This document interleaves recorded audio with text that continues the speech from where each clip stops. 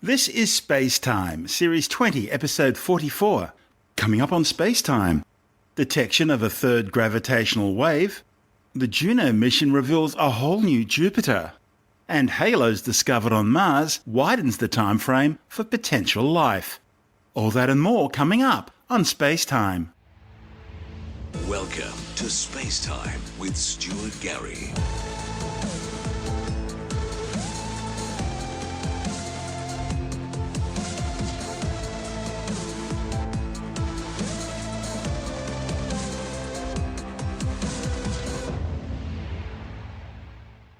Gravitational waves from colliding black holes have been detected for a third time. The new detection, reported in the journal Physical Review Letters, was made on January the 4th, 2017. Gravitational waves are ripples in the very fabric of space-time.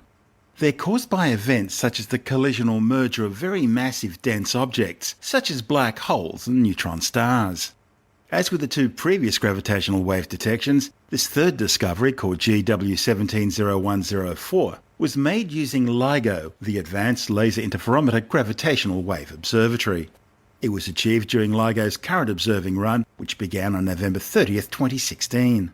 The new discovery provides further confirmation of the existence of stellar mass black holes more than 20 times the mass of the Sun.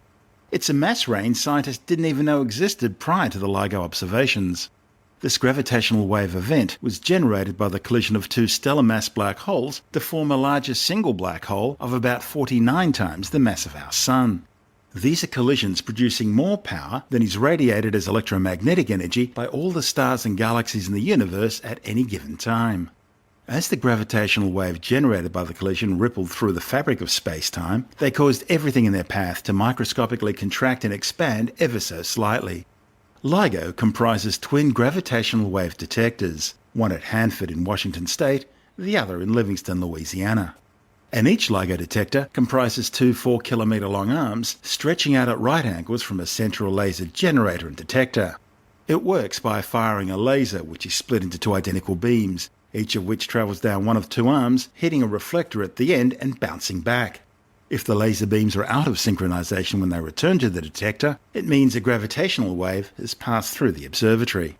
The two previously confirmed gravitational wave detections were caused by the merging of stellar mass black holes to create new larger black holes of 62 and 21 solar masses respectively. LIGO made the historic first ever detection of gravitational waves back in September 2015, during its first observing run since undergoing major upgrades in a program called Advanced LIGO. The second detection was made a few months later, in December 2015. An additional probable but not confirmed detection was made in October 2015. This newest detection appears to be the most distant yet, with the two black holes that merged located some 3 billion light-years away. The black holes in the first and second detections were located 1.3 and 1.4 billion light-years away, respectively. The newest observation also provides clues about the directions in which the black holes were spinning. As pairs of black holes spiral around each other, they also spin on their own axes, like a pair of ice skaters spinning individually, yet also circling each other. Sometimes black holes spin in the same overall orbital direction as the pair move in what astronomers refer to as aligned spins. Other times, they spin in the opposite direction of orbital motion. What's more, black holes can also be tilted away from the orbital plane, so essentially black holes can spin in pretty well any direction. The new LIGO data can't determine if the recently observed black holes were tilted, but they do imply that at least one of the black holes may have been non-aligned compared to the overall orbital motion. More observations with LIGO will be needed to say anything definitive about the spins of binary black holes. But these early data offer clues about how this pair may have formed. It's the first time scientists have evidence that the black holes may not be aligned. There are two primary models to explain how binary pairs of black holes could form. The first model proposes that the black holes were born together.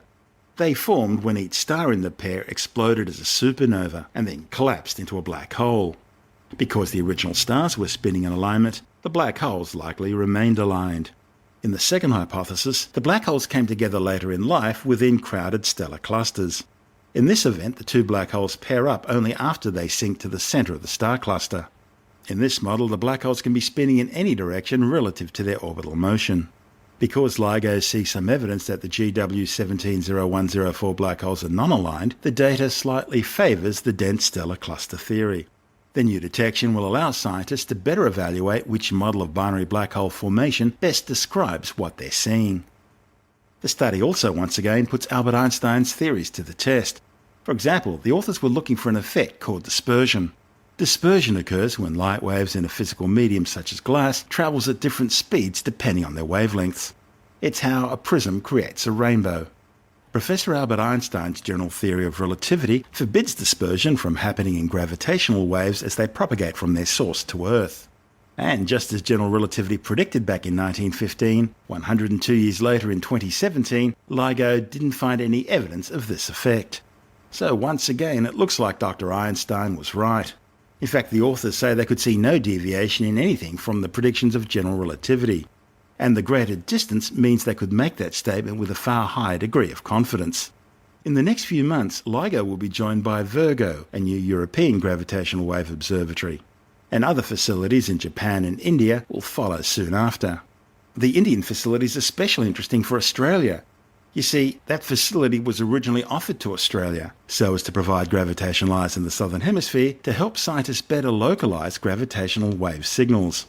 But sadly, it was turned down by the then Gillard Labor government. Meanwhile, research teams are now working on technical upgrades for LIGO's next run, which is slated to begin in 2018, during which it's hoped the detector's sensitivity will have been further improved.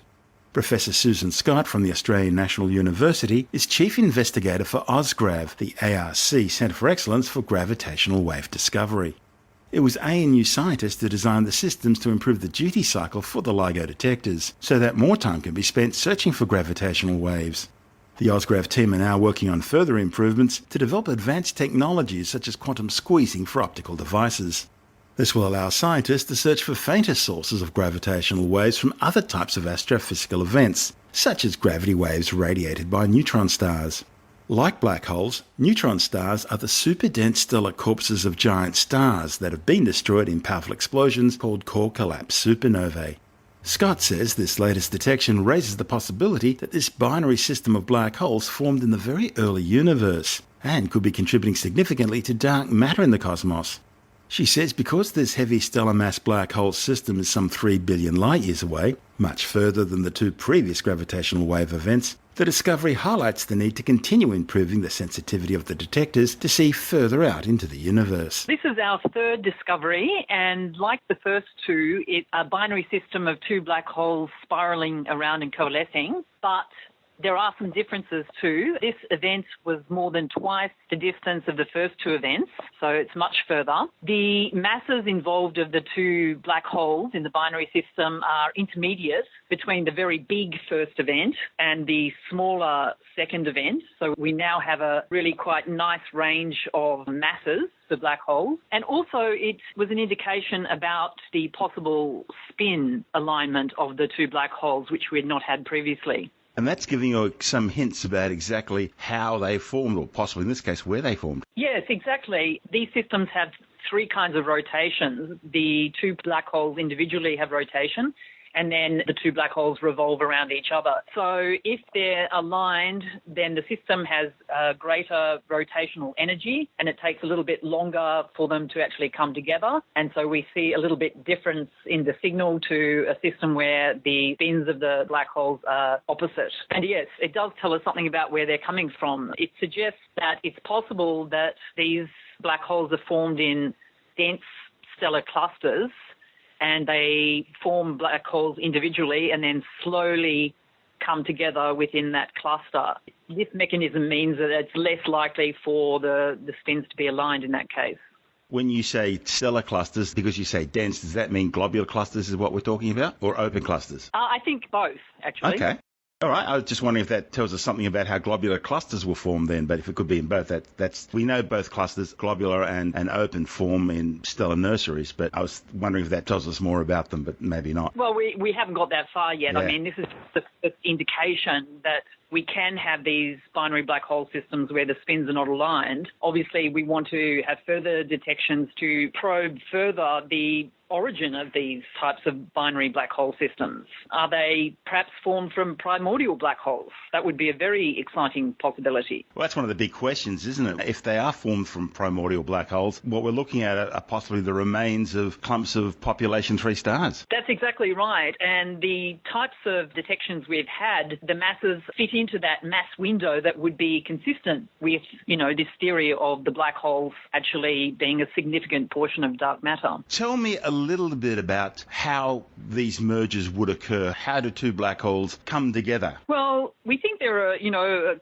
couple, at least, probably more ways where this can happen. It could be in a sort of isolated environment where you have 2 stars actually rotating around each other in a binary system, and they eventually become black holes and form a binary black hole system. The other main mechanism we're thinking about is these dense stellar clusters of various types, where the black holes form within the cluster individually, but, slowly drift together and eventually become a binary. And the more detections we have and the more we can look at the alignments of the black holes, the better feeling we'll have as to which of those types of formation is perhaps the main one. Does it go any way towards filling in the gaps between stellar mass black holes and supermassive black holes, the types we see at the centres of galaxies? Yes, in fact, the 3 detections are special for that, in that they fall in that in-between range between your standard stellar black holes and the supermassive black holes at the centres of galaxies. And,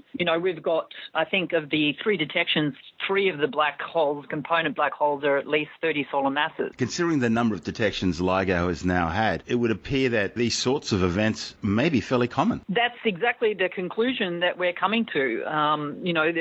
First of all, we were surprised by the masses of the black holes, but now we can see that they're probably fairly common out there in the universe. So yes, that is already an interesting aspect that's come out of the first 3 detections. These were again made using LIGO, the Laser Interferometer Gravitational Wave Observatories in Louisiana and Washington State. LIGO is about to be joined by a number of others, including Virgo. There's one in India as well. It's starting to pick up as a field. Absolutely. Virgo is really more or less coming online now, and the Japanese have their detector Kagra under construction. And obviously, the more detectors we have, the better directionality we have on our detections, which obviously gives us a lot better hold on things like looking for, optical counterparts and that sort of thing. So, yes, it's great to see that the network is building up at this point in time. LIGO India is a little bit further off, but eventually we will have it as well. That was the one we were originally hoping to get here in Australia. There's still nothing in the Southern Hemisphere, sadly. No, but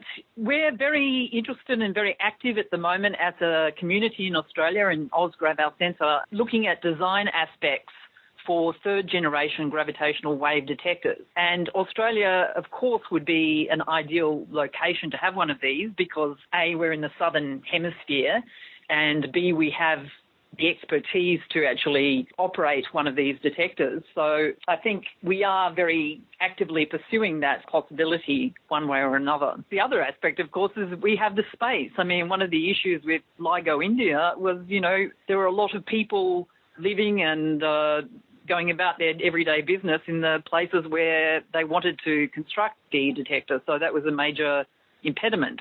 But we have a lot of space, good space, as you say, with low environmental noise and vibrations, and it would be an ideal spot to have one. From a human point of view, what do the gravitational waves appear like? Are they a sound? Are they something that just... How would you describe them rather than me suggest anything? Yes, well, we do describe them as listening to the universe. So they are akin to sound in that sense. And now we've opened up this new window. I mean, before we could look at the universe, with optical, radio, radiation, etc. But now we can listen to it in an entirely new window, which is not part of the electromagnetic spectrum. We talk about the sound of the sun being like a very deep bell sound, a bell ringing. What does a gravitational wave sound like? Well, the classic sound for these binary black hole inspirals that now I think everybody around the the world is practicing is the chirp sound. So as they get closer and closer, they're spinning, orbiting faster and faster, and the frequency goes up, and you get this beautiful chirp sound. And so that is the signature sound of a binary black hole. So that's one sound. But obviously, if we have like a continuous wave source, then it will sound different. As well as black holes, these things could also come from neutron stars as well, couldn't they? That's right. So the continuous waves that I was referring to were like from possibly an isolated neutron star which has some kind of asymmetry. And that could be some kind of deformation in its crust or a very minute, tiny mountain on the star. And as it's rotating, then the change in the mass distribution with each rotation will actually produce a continuous stream of gravitational waves, albeit, of course, much fainter than what we'd get from a big binary black hole system coalescing. How does LIGO work? Well, LIGO is an observatory of two detectors in the United States. They're both built in an L shape, and they consist of vacuums in both, high-level vacuums in both of the arms, and we have mirrors suspended at the ends of the arms, and we shine laser beams from the center of the L shape down each arm, and if a gravitational wave passes through the detector, then it will alternately stretch one arm and then the other, and we'll be able to see this in the interference pattern of our laser beam as it returns to the centre of the interferometer. That's really where Australia comes into the whole thing too, developing the equipment to test those interferometers, isn't it? That's right. Australia's been very active in assisting and developing components of these detectors in terms of optical configuration and isolation and performance. And we've been doing that a very long time. So we're centrally embedded in the project and we continue to be active in that area. But we are also active on the other end of it too, which is the analysis of data coming from the detectors and also the consideration of modelling of potential sources of gravitational waves. A while ago, when the first two gravitational waves were detected, there was also hints of a possible third happening. I take it there just wasn't enough information to confirm that? That's right. I believe that was actually in October 2015, so between the first sort of golden event and then the Boxing Day event. And yes, I think we really believe that was another binary inspiral, but we just did not have the same certainty of the other three detections to actually, go out and claim it. Yeah, it didn't make the golden 5 sigma rule. That's right. That's exactly right. So it probably was one, but we like to be very sure with our detections. How does all this make you feel? Well, I think I've been in a state of excitement since the 14th of September 2015. I mean, having worked in the field, having worked in general relativity theory all my career, it's an amazing accomplishment to see our collaboration actually detect these gravitational waves. And what's even more amazing from my perspective is the fact that, with each one of these detections, we are pushing and probing general relativity theory itself further and further.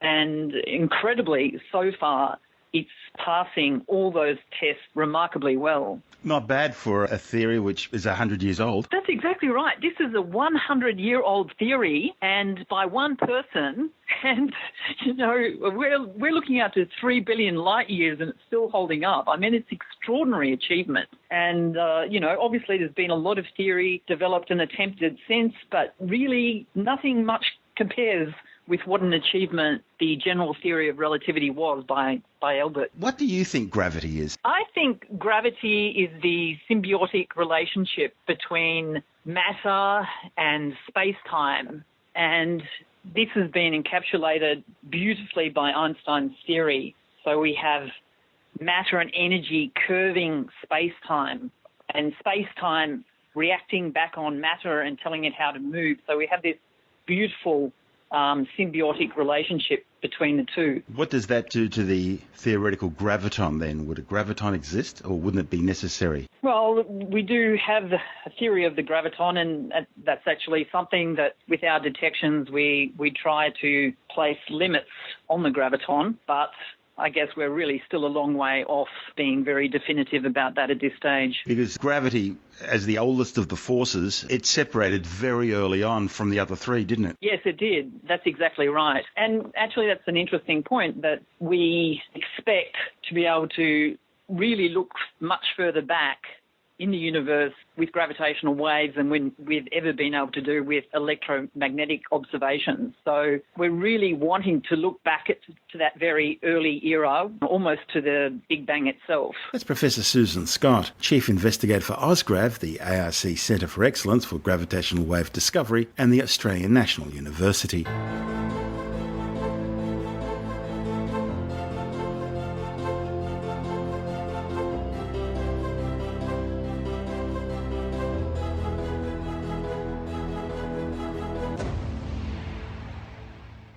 The first science results from NASA's Juno mission are portraying Jupiter as a complex and turbulent world, with Earth-sized polar cyclones and plunging storm systems travelling deep into the planet's heart. NASA mission scientists also found that the solar system's largest planet has a mammoth lumpy magnetic field that may indicate it's being generated far closer to the planet's surface than previously thought. The new findings, reported in 2 papers in the journal Science, as well as a 44-paper special collection in the journal Geophysical Research Letters, are revealing a whole new side to the gas giant. The Juno mission to study Jupiter's origins, composition, internal structure, magnetic field and turbulent atmosphere was launched from the Cape Canaveral Air Force Base in Florida way back on August 5, 2011, on a 5-year journey to Jupiter. The spacecraft achieved Jovian orbit insertion on July 4, 2016. The newly published findings are based on the probe's first data collection pass, which flew to within 4,200 kilometres of Jupiter's swirling cloud tops on August 27, 2016. Juno's principal investigator, Scott Bolton from the Southwest Research Institute in San Antonio, Texas, says while scientists knew going in that Jupiter would throw up some curves, there's so much unexpected going on that researchers have had to take a metaphorical step back and really begin to rethink Jupiter as a whole new world. Among the findings that are challenging pre-existing assumptions are those provided by Juno's imager, JunoCam. The images show both of Jupiter's poles are covered in Earth-sized swirling storms, densely clustered and rubbing together. Bolton admits scientists are puzzled as to how these storms could have formed, how stable their configuration is, and why Jupiter's north pole doesn't look identical to its south. Scientists are also questioning whether they're seeing a dynamic system which will continue to evolve and eventually disappear over time, or whether, like Jupiter's famous Great Red Spot, these are stable configurations with the storms continuously circling around one another. Also surprising was the fact that Jupiter's signature bands disappear near its poles. Another surprise came from Juno's microwave radiometer, which samples the thermal microwave radiation in Jupiter's atmosphere from the tops of its ammonia clouds to several hundred kilometres deep down inside. The data indicates Jupiter's iconic salmon and cream-coloured belts and zones are indeed mysterious. The structure of the belt near the equator penetrates all the way down, while belts and zones at higher latitudes seem to evolve into other structures. The data shows unexpected structures, which the authors interpret as signs of ammonia welling up from deep inside the atmosphere and forming giant weather systems. The data suggests the ammonia is quite variable and continues to increase as far down as the probe's instruments could see. Juno's Jovian auroral distributions experiment, JADE, detects electrons and ions associated with Jupiter's aurora, and the probe's ultraviolet imaging spectrograph examines the aurora in UV light in order to study Jupiter's upper atmosphere and the particles that collide with it. Scientists expected to find similarities with Earth's aurora, but the Jovian auroral processes appear to be far more puzzling. Although many of the Jovian observations have terrestrial analogues here on Earth, it still appears that different processes are at work creating the aurora. For example, JADE observed plasmas upwelling from the upper Jovian atmosphere to help populate Jupiter's magnetosphere. However, the energetic particles associated with Jovian auroras are very different from those that power the most intense auroral emissions at Earth. Dr. Lee Fletcher from the University of Leicester undertook Earth-based observations of Jupiter's atmospheric weather systems, which take the form of dark and light banding of colours as seen from Earth. Closer inspection using the Very Large Telescope in Chile, the Subaru Telescope in Hawaii, as well as NASA's Infrared Telescope facility, reveals that this banding is constantly changing over long time spans. And Juno is starting to reveal the deep processes driving these changes from below the clouds. Fletcher says Juno's data shows that Jupiter exhibits banding all the way down to around 350 kilometres, far deeper than the upper few tens of kilometres scientists previously thought. The deep sounding down through the clouds for the first time has revealed an enormous circulation pattern with a column of rising equatorial gas, suggesting that those cloud-top colours really are just the tip of the iceberg. Dr. Jonathan Nichols, who's also from the University of Leicester, monitored Jupiter's polar aurora during Juno's approach to the planet. He observed the impact of the solar wind from the Sun on the Jovian auroras using the Hubble Space Telescope, describing them as the most powerful auroras ever observed by Hubble. Nichols says it's as if Jupiter threw an auroral fireworks party to celebrate Juno's arrival, displaying intense pulses of auroral activity triggered during intervals when the solar wind was buffeting the gas giant's magnetosphere. This tells scientists that even Jupiter's mighty magnetosphere, just like those of the Earth and Saturn, isn't immune from the vagaries of the Sun and its solar wind. Juno's measurements of Jupiter's gravitational and magnetic fields will help scientists better understand the structure of the planet's interior and also measure the mass of its core. Scientists think a geodynamo, a rotating convecting electrically conducting fluid in the planet's outer core, is the mechanism for generating the Jovian magnetic fields. Juno principal science investigator Scott Bolton says Juno's gravity field measurements differ significantly from what scientists expected, which has implications for the distribution of heavy elements in the interior, including the existence and mass of Jupiter's core.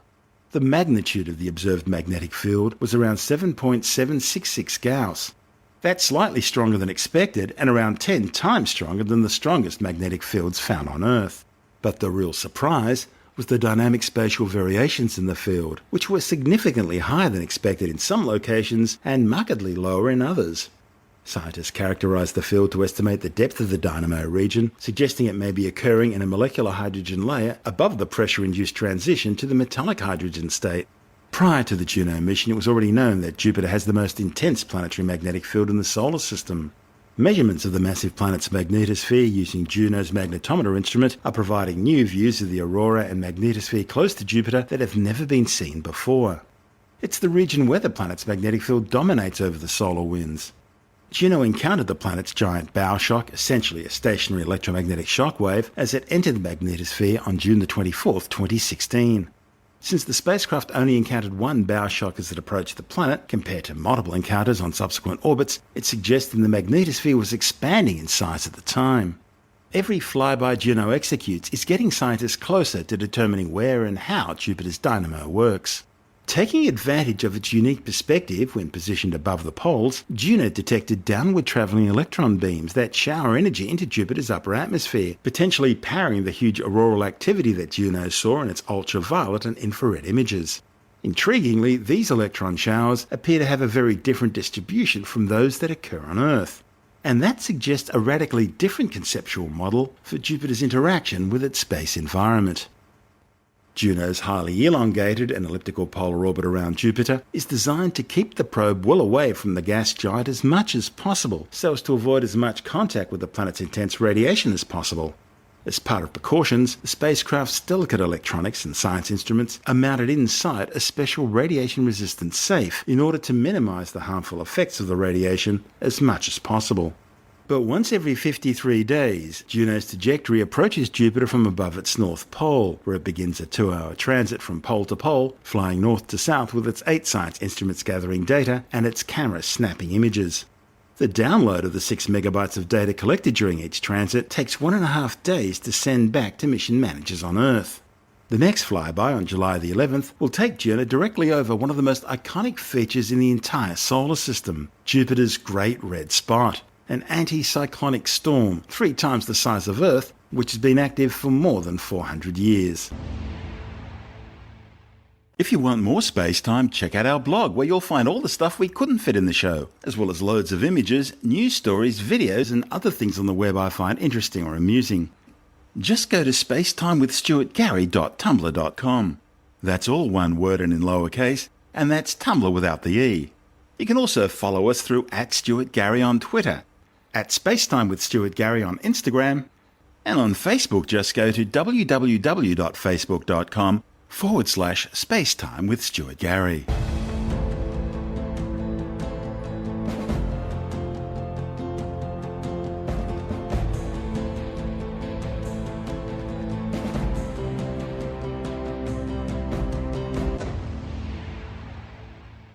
NASA's Curiosity rover has detected high concentrations of silica halos in bedrock, indicating the red planet must have had liquid water much longer than previously thought. The new findings, reported in the journal Geophysical Research Letters, dramatically widens the time frame for potential Martian life to have evolved. The car-sized six-wheel rover discovered lighter-toned bedrock surrounding fractures comprising high concentrations of silica, known as halos, inside Gale Crater. The study's lead author Jens Freidenweng from the Los Alamos National Laboratory in New Mexico says the concentration of silica is very high at the centerlines of the halos, indicating silica appears to have migrated between very old sedimentary bedrock into the younger overlying layers. The elevated silica in the halos was found over approximately 20 to 30 metres in elevation, near a rock layer of ancient lake sediments that had a high silica content. Freidenweng says this tells scientists that the silica found in halos and younger rocks close by was likely remobilized from the older sedimentary rocks by water flowing through the fractures. Specifically, some of the rocks containing the halos were deposited by wind, originally likely as dunes, and such dunes are only likely to have existed after the lake bed had dried up. The presence of halos in rocks formed long after the lake bed dried out indicates that groundwater was still flowing within the rocks far more recently than previously thought. NASA's Curiosity rover mission has already confirmed its primary objective, determining that ancient Mars would once have been suitable for life, had life ever evolved there. Curiosity confirmed that its Gale Crater landing site once held a lake with water that humans could have drunk, but scientists still don't know how long this habitable environment endured. The new findings tell scientists that even when the lake eventually evaporated, substantial amounts of groundwater remained present for much longer than previously thought. This therefore further expands the window when life may have existed on Mars. Whether this groundwater did actually sustain life remains to be seen. But the new study does buttress recent findings by another Los Alamos scientific team which discovered boron on Mars, another indicator of potential long-term habitable groundwater in the planet's past. Curiosity has now been on the red planet for some 1,700 Martian days. It's travelled more than 16 kilometres from the bottom of Gale Crater, partway up Mount Sharp, the crater's central peak. Scientists are using all the data collected by ChemCam to put together a more complete picture of the geological history of Mars.